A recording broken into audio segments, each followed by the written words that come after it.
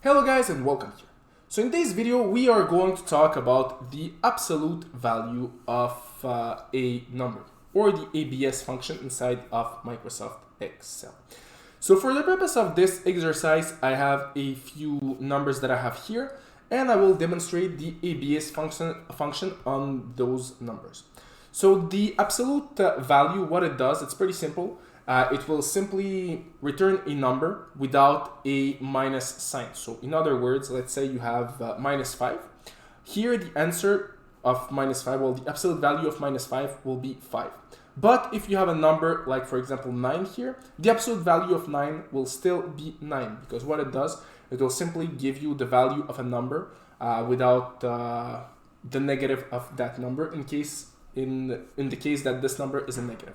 So if we try it out, let's go here and write down ABS. And then we are going to enter the cell in which we want, in which our number is.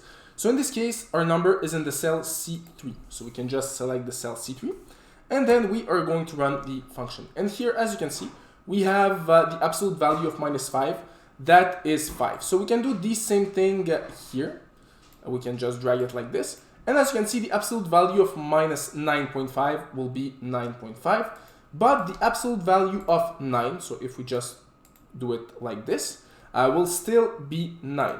Now, if we try something else, if for example, we take the absolute value of a certain number and multiply it by a number that is not an absolute value, what will be the answer? So if we try it out, so if we go and write down the absolute value of this number, multiplied by, let's say, this number right here, as you can see, the answer will be 45.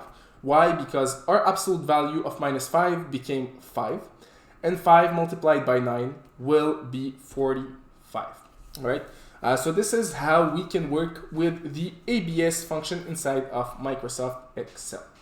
So as always, if you like this video, don't forget to leave a like, to subscribe, and see you in another of my videos.